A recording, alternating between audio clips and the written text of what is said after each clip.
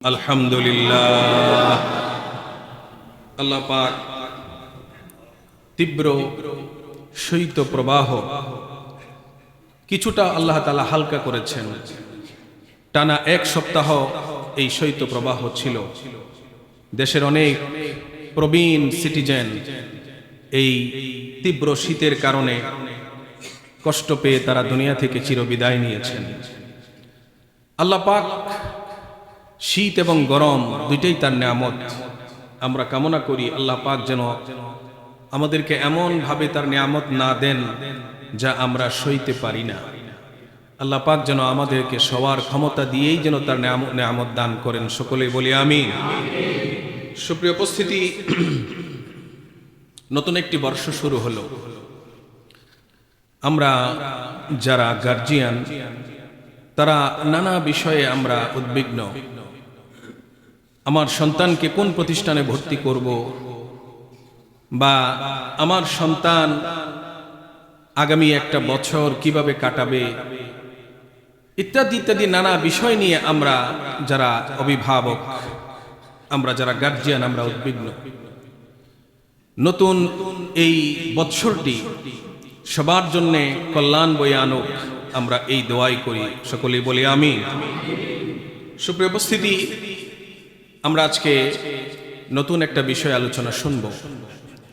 আলোচনা হচ্ছে যে আমরা বন্ধু বানাবো কাকে। আপনার আমার বন্ধু কে, বন্ধুত্ব কি, এবং বন্ধু চয়ন করব কোন মানদণ্ডের ভিত্তিতে, আজকে আমরা এই আলোচনাটা শুনবো ইনশাআল্লাহ। সুপ্রিয় উপস্থিতি, মানুষ সৃষ্টির সেরা।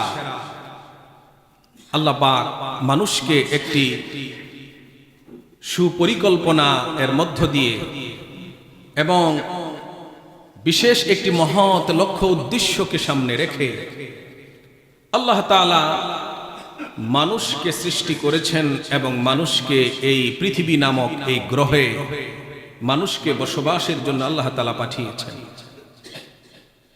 মানুষ সামাজিক জীব, সমাজবদ্ধ জীবন ছাড়া মানুষ বসবাস করতে পারে। মানুষ, এটাকে আরবিতে বলা হয় ইনসান। কোরআনে কারিমে একটা সূরা আছে, সূরাতুল ইনসান। ইনসান শব্দটা উনসুন থেকে উদ্ধৃত। উনসুন, উনসুন মানে হচ্ছে বন্ধুত্ব। উনসুন মানে কি? বন্ধুত্ব। মানুষ একাকী বাস করতে পারে না। নিসঙ্গতা, বর্তমানে বিজ্ঞানের যুগে নিসঙ্গতা মানুষের জন্য মানসিক রোগের অনেক বড় একটা কারণ। মানুষ যেহেতু একা একা বসবাস করতে পারে না, একা একা চলতে পারে না, থাকতে পারে না, এজন্য মানুষের জীবনে বন্ধু থাকবেই। প্রশ্ন হচ্ছে, আমি যাকে বন্ধু হিসেবে গ্রহণ করব সেই ব্যক্তিটি কেমন হতে হবে? তার সাথে আমার বন্ধুত্বের সীমারেখা কতটুকু হবে? আমি কতটুকু তার থেকে নিব, কতটুকু তাকে দিব? এই বিষয়টাও এখানে বিবেচ্য বিষয়। আজকের এই বিষয়টা আমি কেন চয়ন করলাম, আগে এর কারণগুলো আপনাদের সামনে উল্লেখ করে মৌলিক আলোচনায় ফিরে যাব ইনশাআল্লাহ। মুহতারাম হাদিরিন, বর্তমানে আমাদের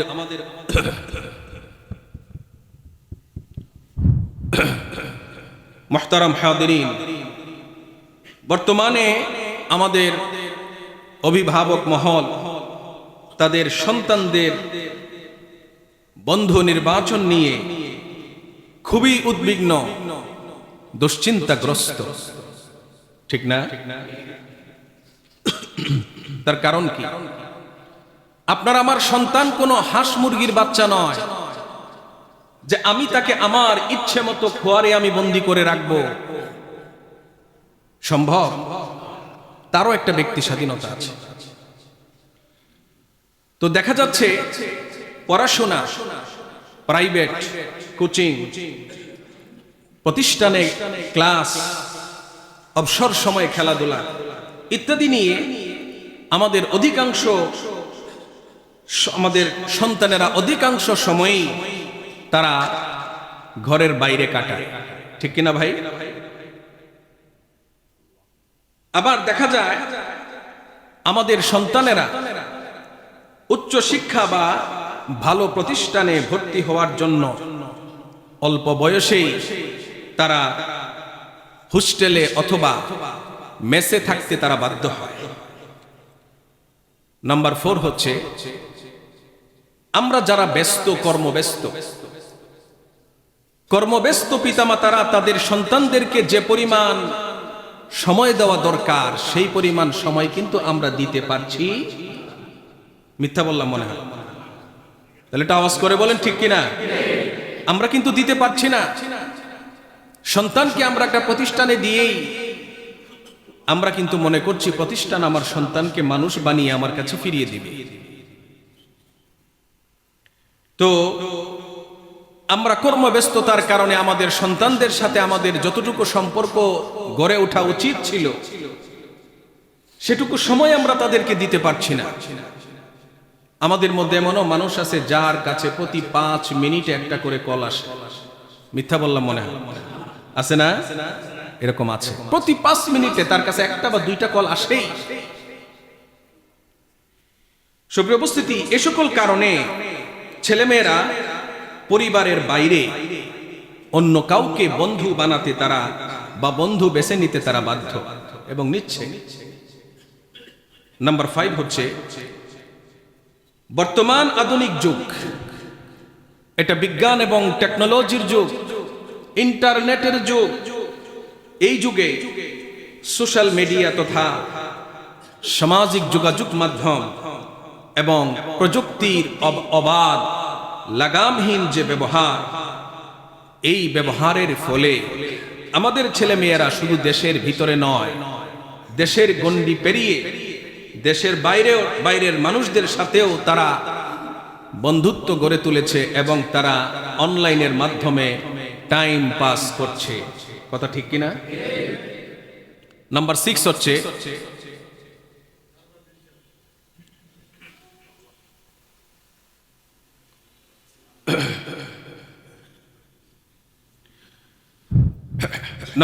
হচ্ছে আমরা দেখতে পাচ্ছি বিভিন্ন গ্যাং, কিশোর গ্যাং, শুনছেন কিনা নাম? আমাদের সন্তানেরা, কোমলমতি সন্তানেরা, তরুণেরা তারা দল বেঁধে বিভিন্ন অপরাধে তারা জড়িয়ে পড়ছে, ঠিক কিনা? বর্তমান সময়ে দেখবেন আপনার নাতির বয়সের কিন্তু আপনাকে কোনো পাত্তাই দিচ্ছে না, চক্ষু লজ্জা পর্যন্ত নাই, এমন কথা এবং কাজ আপনার সামনে করবে। মসজিদের পাশে পর্যন্ত রাস্তার আইলেনে বসে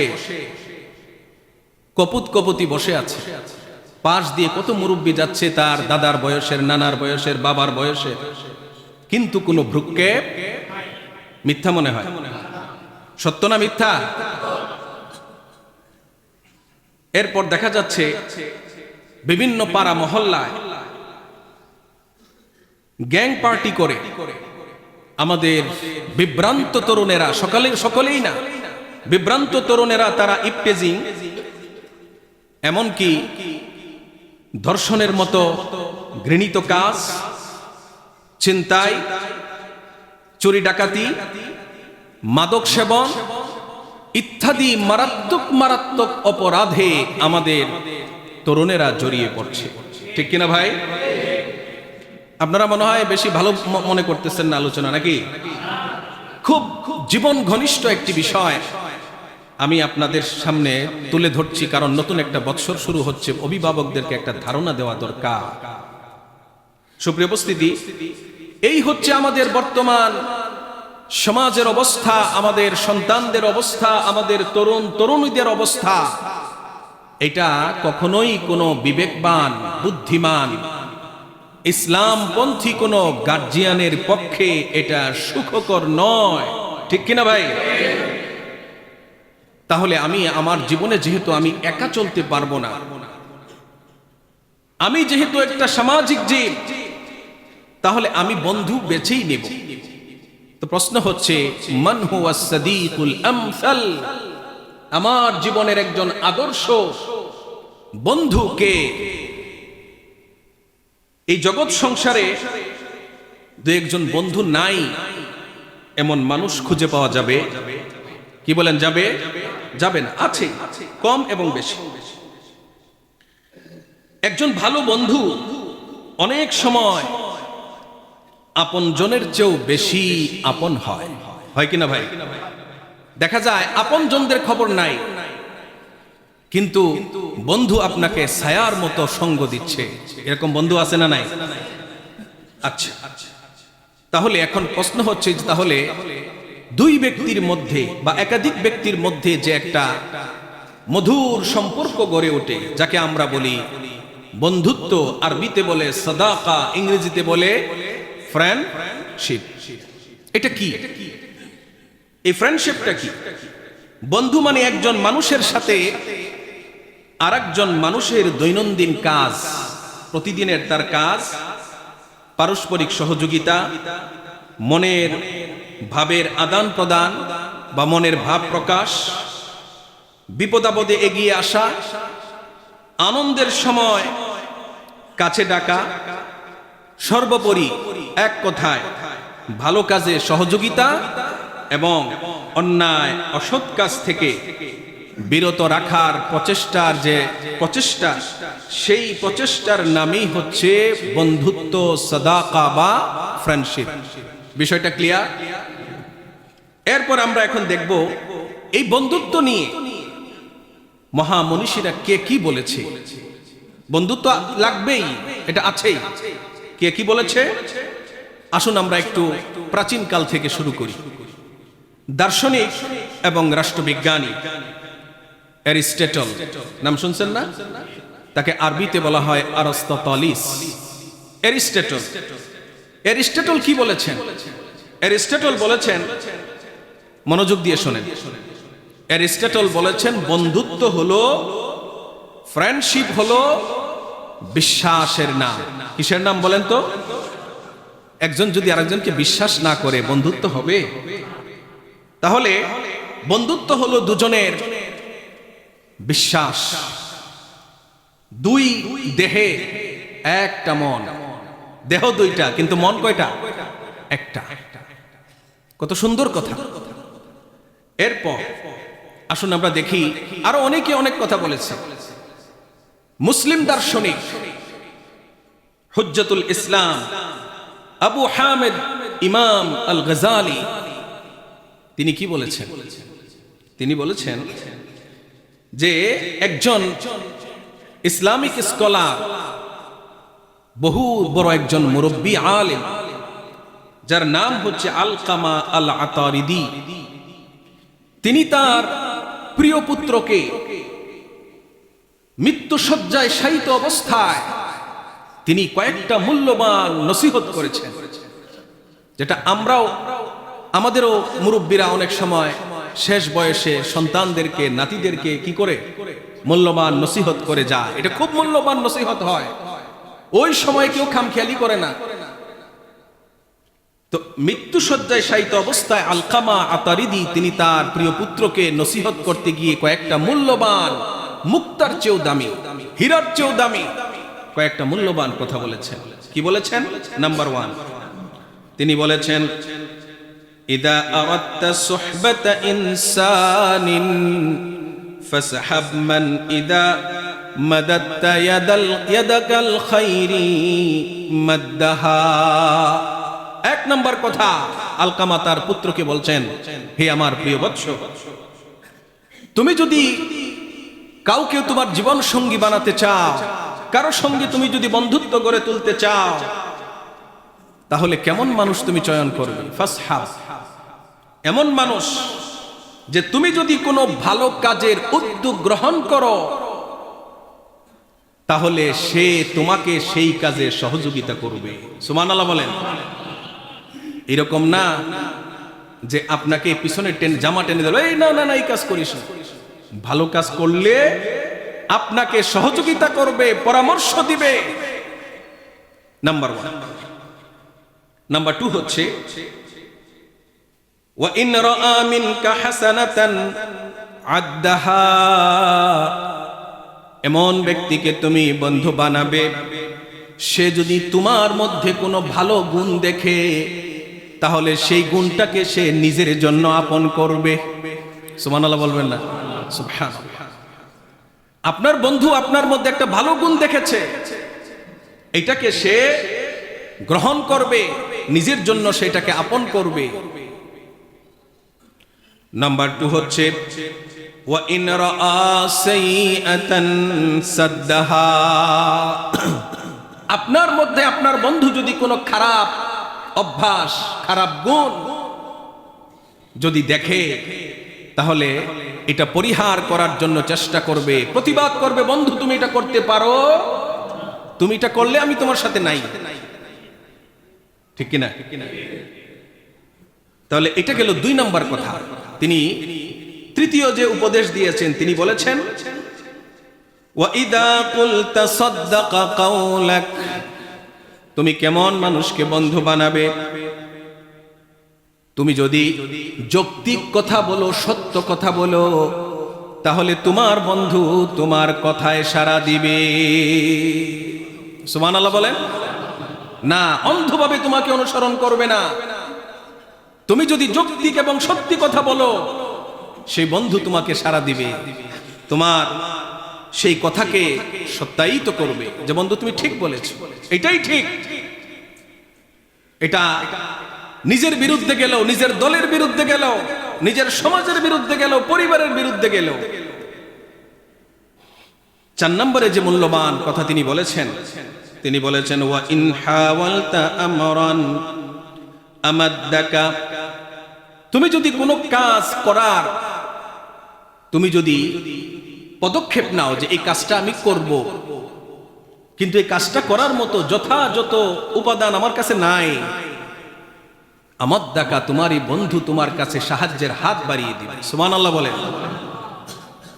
আমাদের তো সমাজ এরকম বন্ধু আছে, যেই জানতে পারলো আপনি একটা কিছু ভালো কাজ করবেন, অমুক জায়গায় করবেন, সেই জায়গায় একটা ভেজাল লাগায় রেখে আসবে। আছে না নাই?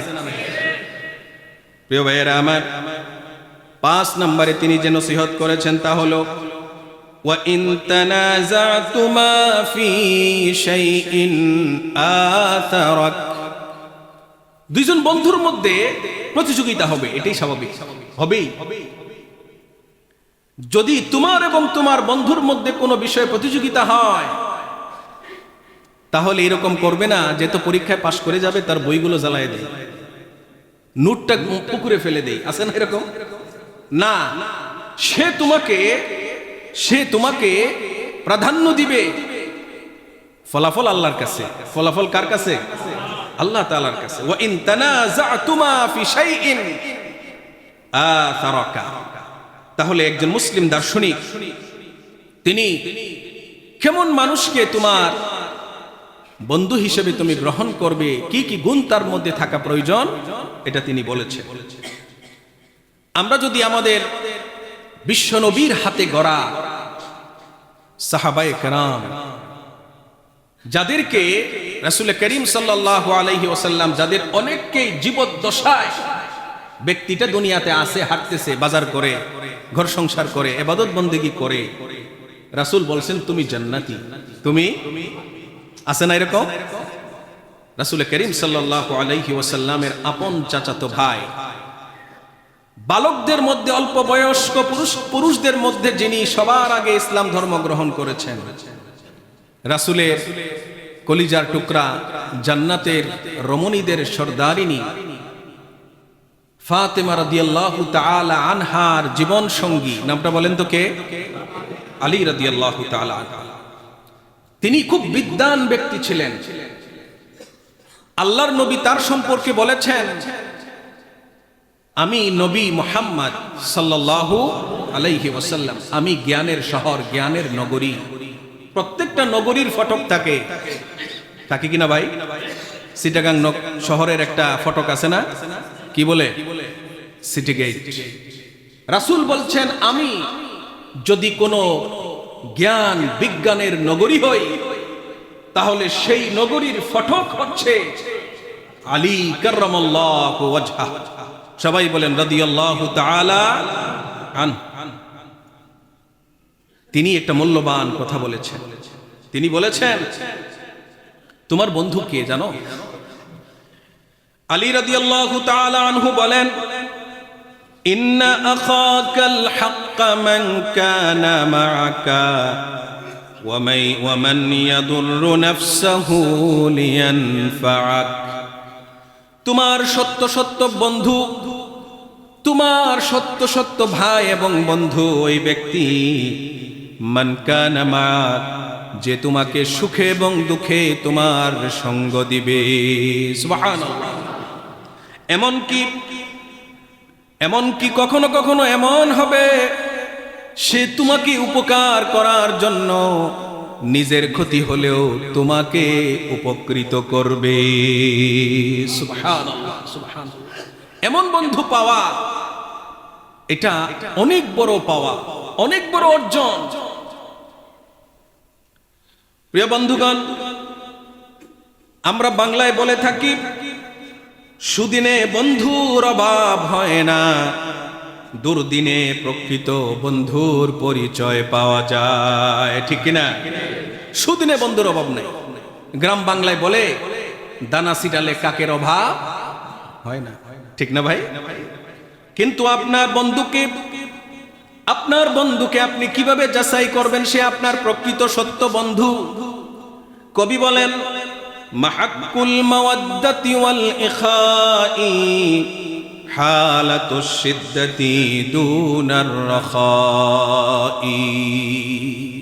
মাহাক মানে হচ্ছে ল্যাবরেটরি, যেখানে বিভিন্ন জিনিসের পরীক্ষা নিরীক্ষা হয়। বলতেছে যে বন্ধুত্ব এবং ভ্রাতৃত্বেরও একটা ল্যাবরেটরি আছে। আছে কিনা? বন্ধুত্ব এবং ভ্রাতৃত্বের ল্যাবরেটরি কোনটা? সেটা হচ্ছে মানুষের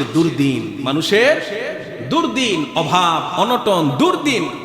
এই দুর্দিন হচ্ছে আপনার এবং আপনার পরিচিত জনদের মধ্যে একটা ল্যাবরেটরি। এই ল্যাবরেটরিতে পরীক্ষা নিরীক্ষা হবে কে সুদিনের সাথী আর কে দুর্দিনের সাথী। দুনার রাখা, সুখ স্বাচ্ছন্দ্যের দিনের যে সাথী, এই সুখ স্বাচ্ছন্দ্য এটা বন্ধুত্ব পরীক্ষার পরীক্ষাগার নয়। কথা সুন্দর না বেসুন্দর? সুন্দর, মাশাআল্লাহ।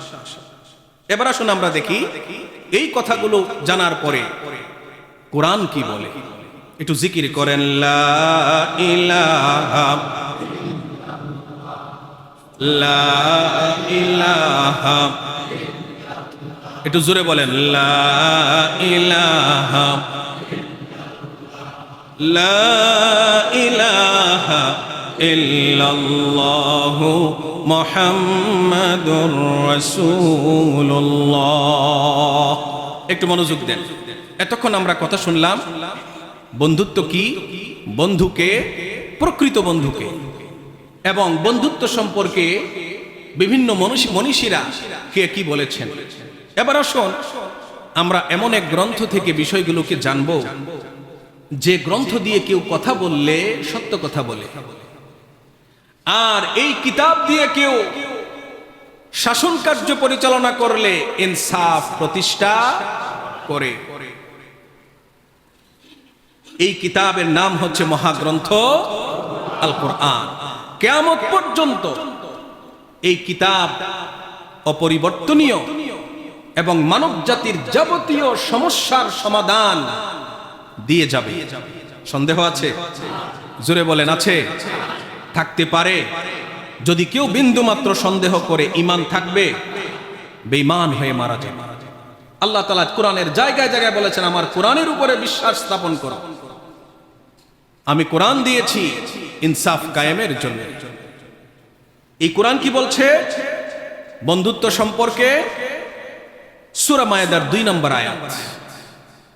কোরআনে কারীম আমাদের বলছে, ওয়াতাআওয়ানু আলাল বিররি ওয়াত তাকওয়া ওয়ালা তাআওয়ানু আলাল ইসমি ওয়াল উদওয়ান। আল্লাহ পাক বলছেন তাআওয়ানু, তোমরা একজন আরেকজনকে সহযোগিতা করো। এতক্ষণ সহযোগিতার কথা শুনে আসলাম, কোরআন কি বলছে? তোমরা একজন আরেকজনকে সহযোগিতা করো। কেমন কাজে? ভালো কাজে, নেক কাজে। ভালো কাজে, নেক কাজ মানে শুধু নামাজ, রোজা, হজ, যাকাত নয়। নেক কাজ হচ্ছে মানবতার কল্যাণে পরিচালিত কাজ, সমাজের কল্যাণে পরিচালিত কাজ, এটাকে বলে নেক কাজ। আপনি নামাজ পড়লে যেমন সওয়াব, একজন বৃদ্ধ মানুষ রাস্তা পার হতে পারছে না, তাকে রাস্তাটা পার করে দিলেন, এটাতেও সওয়াব, বরং নফল নামাজের চেয়ে বেশি সওয়াব। সুবহানাল্লাহ বলবেন না? সুবহান সুবহান। আমার আল্লাহ তাআলা বলছেন নেক কাজ এবং ভালো কাজে, কল্যাণমূলক কাজে এবং আল্লাহ পাককে ভয় করার ক্ষেত্রে তোমরা একজন আরেকজনকে তোমরা সহযোগিতা করো। তাহলে বন্ধুত্বের কথা আসছে কিনা বলে? প্রকৃত বন্ধু সে আপনাকে ভালো কাজে সহযোগিতা করবে। আল্লাহ তাআলা বলছেন বিপরীত দিকে ওয়ালা তাআওয়ানু আলাল ইসমি ওয়াল উদওয়ান, আর পাপাচার এবং সীমা লঙ্ঘনের কাজে, জুলুমের কাজে একজন আরেকজনকে তোমরা সহযোগিতা করো না।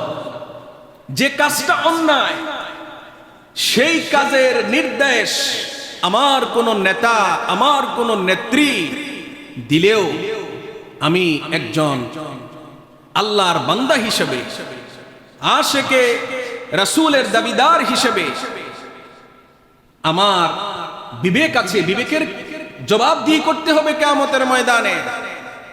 আমি সেই কাজ করতে পারি, অর্ডার যদি আমার সর্বোচ্চ নেতায়ও দেয়, পারবো? এটা করতে পারবো না, কারণ নিষেধ করেছেন কে? আরো জোরে বলেন কে? আল্লাহ বলেছেন ওয়ালা তাআওয়ানু আলাল ইসমি ওয়াল উদওয়ান, তোমরা পাপাচারের কাজে, অন্যায় অনাচারের কাজে, অন্যের হক নষ্ট করার কাজে, যেটাকে জুলুম বলা হয়, অন্যের হক খর্ব করা, নষ্ট করা। আল্লাহ তাআলা কোরআনের জায়গায় জায়গায় বলছেন যে আল্লাহ তাআলা জালেমদেরকে পছন্দ করেন না। আবার কোরআনে কারীম আল্লাহ তাআলা এটাও বলছেন যে তিনি ইউহিব্বুল মুকসিতিন, যারা ইনসাফ করে, ন্যায় বিচার করে, অন্যের প্রাপ্যকে যথাযথভাবে যারা পৌঁছে দেয়, আমানতের খেয়ানত করে না, সব ক্ষেত্রে, বিচারের ক্ষেত্রেও আল্লাহ রাব্বুল আলামিন তিনি কোরআনে কারীমে ঘোষণা দিয়েছেন যে আমি তাদেরকে ভালোবাসি। সুবহানাল্লাহ। ভাইরা, আল্লাহ পাক যাকে ভালোবাসেন তাদেরকে কি আল্লাহ পাক দুজকের আগুনে জ্বালাবেন? কথাটা আস্তে হয়ে গেল, জ্বালাবেন? জ্বালাবেন। এই জন্য ভাইরা আমার, আমরা বন্ধুত্ব করব কার সাথে? কোরআনে কারীম আপনাকে আমাকে সেই দিক নির্দেশনা দিয়েছে। কোরআনে এমন কোন জিনিস নাই যার বিবরণ আপনি কোরআনে পাবেন না। আল্লাহ বলেছেন তিবিয়ানাল লিকুল্লি শাই, আমার কোরআনে সব আছে, কিন্তু আমরা নিতে পারছি না, আমরা বুঝি না। আমরা কোরআনকে বানিয়েছি রমজান মাসে খতম দেওয়ার কিতাব, ঠিক কিনা? খতম দিবেন, এক অক্ষরে কত নেকি? 10 নেকি। কেউ নিষেধ করবে না, খতম দিবেন।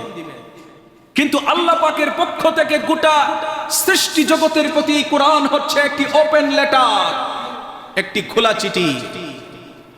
আপনি যদি ভাষা না জানেন, লেখাপড়া না জানেন, চিঠি লেখলো আপনার স্ত্রী, এর মধ্যে আবেগের কথা আছে, ভালোবাসার কথা আছে, যেগুলো আপনি ছাড়া আর কেউ জানবে না। কিন্তু আপনি চিঠিটা নিয়ে পড়ালেন কাকে দিয়ে? আরেকজনকে দিয়ে। তাহলে আপনার স্ত্রীর আবেগের কথা, তার ভালোবাসার কথা, যেটা আপনাকেই লেখলো, এটা আপনি আরেকজনের মুখ থেকে শুনলেন। আমানতের খেয়ানত না? কথা বুঝেন, আমানতের খেয়ানত কিনা? এটার মধ্যে মজা আছে? মজা নাই। আজকে আমরা মুসলমানের সন্তান কোরআন বুঝি না, আমাদের আক্ষেপও নাই যে আমি কোরআন বুঝি না, আমার আক্ষেপ থাকা দরকার। কত কিছু পড়লাম, বিজ্ঞানের কত শাখা প্রশাখা পড়লাম, কত কিছু পড়লাম, কিন্তু আমার রবের কিতাবটা পড়লাম না। আমার রব আমাকে কি বলল জানলাম না, এই আক্ষেপ নিয়ে কবরে যায়েন না ভাইরা। একটু চেষ্টা করেন, কোরআনটাকে বোঝা কঠিন কিছু না। আল্লাহ পাক একটা সূরার মধ্যে 4 বার বলেছেন, ওয়ালাকাদ ইয়াসসারনাল কুরআনা লিয-যিকরি ফাহাল মিন মুদ্দাকির। আমার আল্লাহ রাব্বুল আলামিন বলেন, ও আমার বান্দারা, ও আমার বান্দিরা, আমি আমার কোরআনটাকে নাজিল করেছি আরবি ভাষায়, কিন্তু কোরআনটাকে আমি এত সহজ করে রেখেছি যে এটা বোঝা কারো জন্য কঠিন নয়, কঠিন নয়, এটা বোঝা সহজ। পৃথিবীতে একমাত্র কিতাব যেটা সকলের জন্য অবারিত।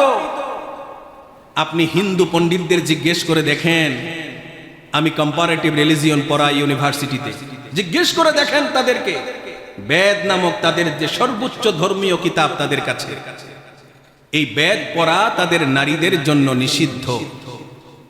আচ্ছা বলেন তো, কোরআনের কোথাও এমন আছে কোন আলেম কোন মুফাসসির বলেছে যে মুসলমান নারীরা কোরআন পড়তে পারবে না, বুঝবে না?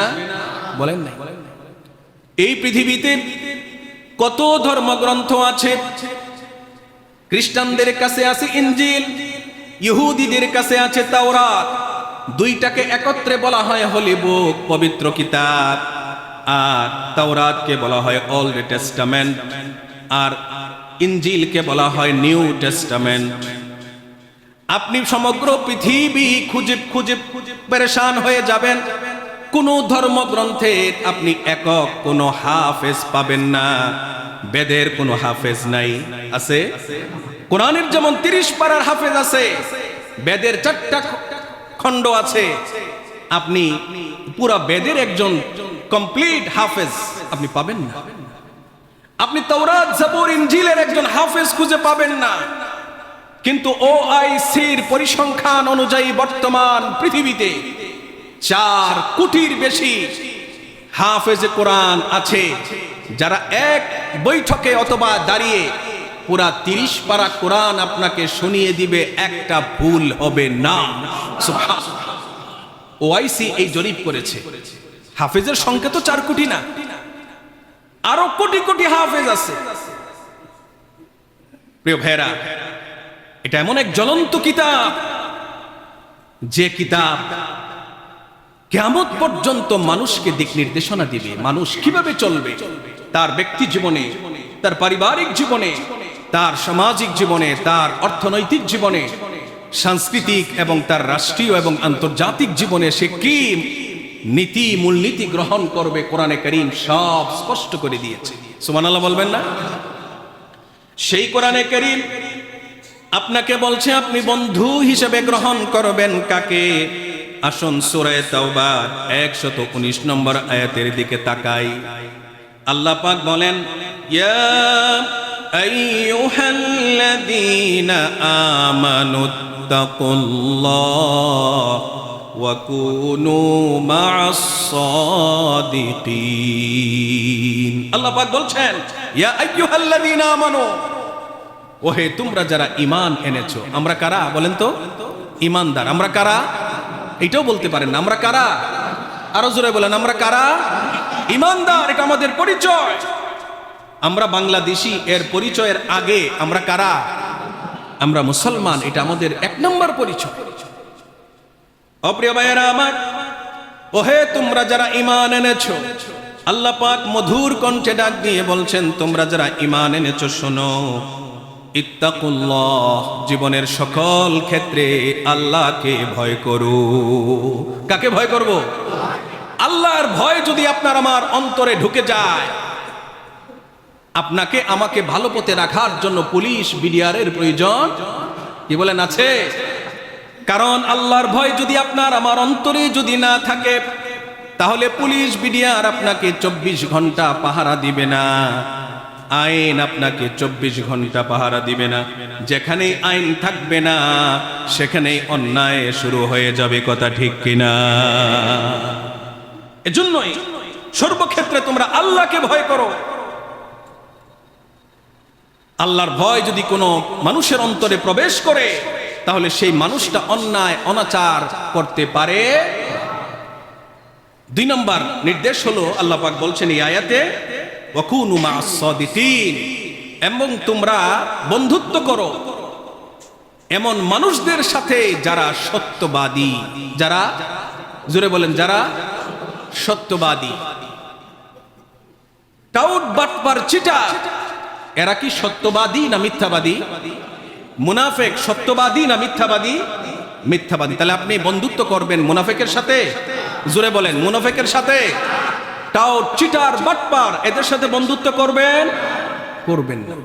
উগ্রপন্থী চরিত্রহীন লম্পট এদের সাথে কখনো আপনার সন্তানের, আপনার আত্মীয়ের বন্ধুত্ব এবং সম্পর্ক হতে পারে না। আপনার মেয়ে বিয়ে দিবেন, মেয়ে বিয়ে দেওয়ার সময় দেখলেন যে টাকা পয়সার কোনো অভাব নাই, কিন্তু এই মানুষটার মধ্যে একটা জিনিসের অভাব, সেটা হলো চরিত্র। তার চরিত্র নাই, সে লম্পট, বিয়ে দিবেন? জোরে কয় না, বিয়ে দিবেন না। কারণ বন্ধুত্ব কখনো হয় সাময়িক সময়ের জন্য, বন্ধুত্ব কখনো হয় জীবনের তরে। রাফিকুল উমর, গোটা জীবনের বন্ধু। স্বামী এবং স্ত্রী তারা একজন আরেকজনের এমন বন্ধু, এই বন্ধুত্ব শুধু এই ইহকালীন জীবনের গণ্ডির ভিতরে সীমাবদ্ধ নয়, কাল কিয়ামতের ময়দানে দুইজনেই যদি নেককার হয়, আল্লাহ পাকের জান্নাতে তারা একসাথে থাকবে। সুবহানাল্লাহ। প্রিয় ভাইরা আমার, এরপরে আমরা কি কি গুণাগুণ দেখে বন্ধুত্ব আমরা করব, এই কথাগুলো আমরা ইনশাআল্লাহ শুনবো আগামী জুমায় ইনশাআল্লাহ। যারা সুন্নত পড়েন নাই একটু বসে, যারা সুন্নত পড়েন নাই তারা সুন্নত পড়বেন। এর আগে আমি আমার আবেগের জায়গা থেকে দুই একটি কথা বলছি। সুপ্রিয় উপস্থিতি, আমরা এই সদ্য একজন মানুষকে হারিয়েছি, যে মানুষটি ছিলেন আমাদের দেশের ইতিহাস, যে মানুষটি আমাদের দেশের দেশপ্রেম, স্বাধীনতা এবং সার্বভৌমত্বের প্রশ্নে তিনি ছিলেন আপোষহীন, ঠিক কিনা? এবং অন্যায়ের বিরুদ্ধে তিনি কখনো আপোষ করেন, সন্তানকে কুরবানি দিয়েছেন। তিনি কারা শেষ বয়সে কারা জীবন বরণ করে নিয়েছেন, কিন্তু অন্যায়ের সামনে মাথা নত করেন উন্নত মমশী। এদেশের মাটি এবং মানুষের যিনি ছিলেন অভিভাবক, তিনি আমাদের থেকে বিদায় নিয়েছেন একজন দরদি নেতা। সুপ্রিয় উপস্থিতি, স্বামীহারা একজন বিধবা নারী, তিনি মাথা উঁচু করে এদেশের পতাকা হাতে নিয়ে তিনি পাহাড়ের মতো অটল এবং অবিচল থেকে তিনি বলেছেন, মানুষ বরণ করে নেয় গোলামির জিনজির, তাদের হাতে গোলামির জিনজির, আমাদের হাতে স্বাধীনতার পতাকা। এমন কথা শুনবেন। সুপ্রিয় উপস্থিতি, তিনি ছিলেন ইসলামের পক্ষের শক্তি। কখনো আলেমদের বিরুদ্ধে তিনি কিছু বলেন নাই, আলেমদেরকে ভালোবাসতেন, আলেমদেরকে মর্যাদা দিতেন। দেশে ঘটে যাওয়া বড় বড় ঘটনাগুলোকে তিনি বুক চেতিয়ে এর প্রতিবাদ করেছেন। বিডিআর হত্যাকাণ্ডের প্রতিবাদ করেছেন। শাপলা চত্বরের যে হত্যাকাণ্ড, এর বিরুদ্ধে তিনি কথা বলেছেন। আজকের বয়ানে তার একটা প্রসঙ্গ এসেছে, তিনি একটা আলোচনায় বলেছেন, যে ব্যক্তি আল্লাহকে ভয় করে সে ব্যক্তি কখনো অন্যায় অনাচার করতে পারে না। আমরা মুসলমান, তিনি ইসলামকে নিয়ে, তিনি মুসলমানের তিনি গৌরব করতেন। এমন একজন দরদি নেতাকে আমরা হারিয়েছি। তার জানাজা পৃথিবীর ইতিহাসের বৃহত্তম একটি জানাজা। এই জানাজাই প্রমাণ করে দেশের মানুষ তাকে কত সম্মান দিয়ে বরণ করেছে, কত সম্মান দিয়ে তাকে বিদায় জানিয়েছে, ঠিক কিনা ভাই? প্রিয় ভাইরা, আমরা দোয়া করব আল্লাহ পাক যেন, মানুষ হিসেবে তারও ত্রুটি বিচ্যুতি আছে, আল্লাহ পাক যেন তার ত্রুটি বিচ্যুতিগুলো ক্ষমা করে দিয়ে আল্লাহ পাক যেন তাকে এবং তার প্রয়াত স্বামী শহীদ প্রেসিডেন্ট জিয়াউর রহমানকেও আল্লাহ পাক যেন জান্নাতের উঁচু মাকাম দান করেন। সকলে বলেন আমিন। সুপ্রিয় উপস্থিতি, আবেগ থেকে কয়েকটি কথা বললাম, এগুলো কোনো রাজনৈতিক কথা নয়, এগুলো শতসিদ্ধ, সকলের কাছে এই কথাগুলো পরিচিত। আল্লাহ পাক ধীরে ধীরে আমাদেরকে অভিভাবকহীন করছেন, জানি না আমাদের কপালে কি আছে। দোয়া করি আল্লাহ পাক যেন এই দেশের জন্য, এই দেশের মানুষের জন্য আল্লাহ তাআলা যেন সার্বিক কল্যাণের ব্যবস্থা করেন। সকলে বলেন আমিন। যারা সুন্নত পড়েন নাই, সুন্নত আদায় করে দেয়।